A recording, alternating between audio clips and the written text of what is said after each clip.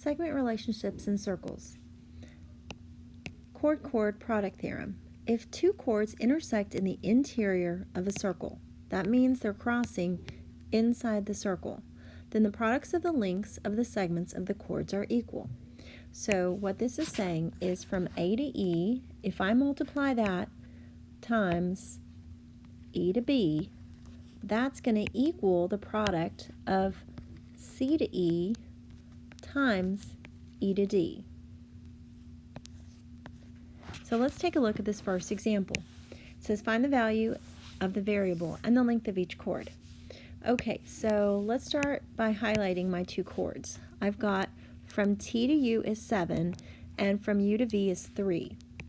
If I multiply those, they're going to equal the product of R to U, which is Y, and U to S, which is 3. So 7 times 3 is equal to 3 times Y.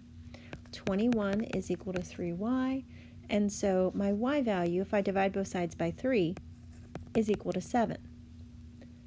So if I want to find what TV is, I'm going to add these two. 7 and 3 add to 10. R to S, this also equals 10 because those are congruent. All right, let's take a look at the next example. From H to E is 12 and E to G is 5. So I know 12 times 5 is going to equal the product of these chords, E to D, which is X, and E to F, which is 6. So 6X. 60 is equal to 6X. So X is equal to 10. HG is going to be 10 plus 5, which is 17. And DF is going to be 10 plus 6, which is 16. I should probably put my little chord symbols. So there we go. All right, in problem number 3, we've got JE is 5 and EL is 6. So 5 times 6, and that's going to equal M to E, which is Z, and E to N, which is 4. So 4Z. 30 is equal to 4Z. If I divide both sides by 4, I'm going to get that Z is equal to 7.5. LJ is going to be 6 plus 5, which is 11. And let's see, MN is going to be 7.5 plus 4, which is 11.5. Our next example, we've got A to B, which is 16, and B to C is X.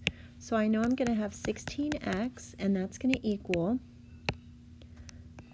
D to B, which is 8, times B to E, which is 5. So 8 times 5, which is 40. So 40 is equal to 16X. If I divide both sides by 16, X is going to give me 2.5. So I know that AC is going to be 16 plus 2.5, which is going to give me 18.5. And DE is just the sum of 8 and 5, and that's going to give you 13. A secant segment is a segment of a secant with at least one endpoint on the circle. AE is a secant segment. AE is a secant segment. It has one endpoint on the circle. An external secant segment is the part of the secant segment that lies on the exterior of the circle. BE is the exterior secant segment. A tangent segment is a segment of the tangent with one endpoint on the circle. ED is a tangent segment. If two segments intersect outside the circle, then the following theorems are true. The first one is the secant-secant product theorem. The product of the lengths of one secant segment and its external segment equal the products of the lengths of the other secant segment and its external segment. The whole times the outside equals the whole times the outside. Let me show you this with highlighter. AE, the whole thing, times the outside part, is equal to the whole CE times the outside part, DE. It's really not too bad when you use the highlighter.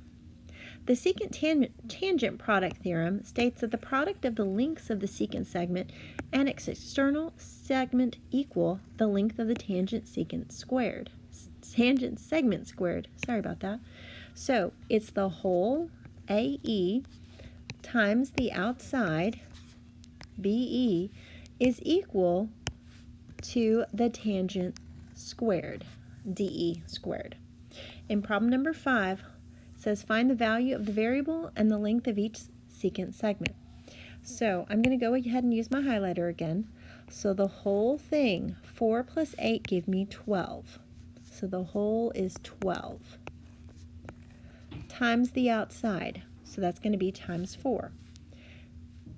And that's going to equal the product of the whole 6 and x. So that means I'm going to have to add those two, which is just 6 plus x times the outside. All right, so let's set up an equation.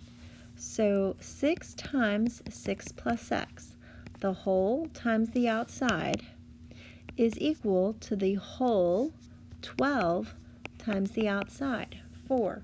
This is 48 is equal to 36 plus 6x if you distribute the 6. If you subtract 36 on both sides, then 6x is equal to 12 and x is equal to 2. So I know that the whole piece over here is going to give me 6 plus 2, or 8.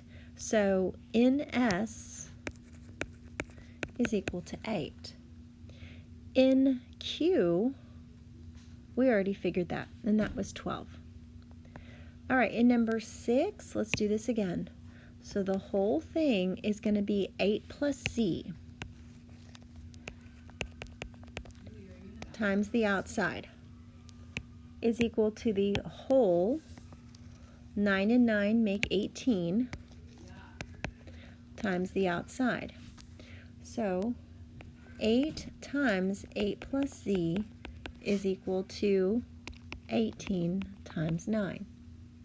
Well, 18 times 9 is 162. If I distribute the 8, I'll have 64 plus 8z. Subtract 64, and this is going to give you 98. Dividing both sides by 8, and z is equal to 12.25. So I can figure out the whole TV is equal to 8 plus 12.25, so that's going to be 20.25. And let's see, WV, we already figured that, and that was 18. In problem number 7, find the value of the variable. Now this time we have the secant tangent product theorem. So the whole times the outside is equal to the tangent squared. All right, so let's see, the whole here would be 12 plus 4, and that gives you 16. So 16 times 4 is equal to x squared. Well, 16 times 4 is 64. If I square root that, that gives me 8. So I know that HJ is equal to 8. One last. Okay, so let's see. I need to find the whole. The whole thing is going to be 6 plus y. The outside is the 6. So 6 times 6 plus y, and that's going to equal to the secant squared, which is 9. All right, distribute. Let's subtract 36. And 6y is equal to 45. Divide both sides by 6,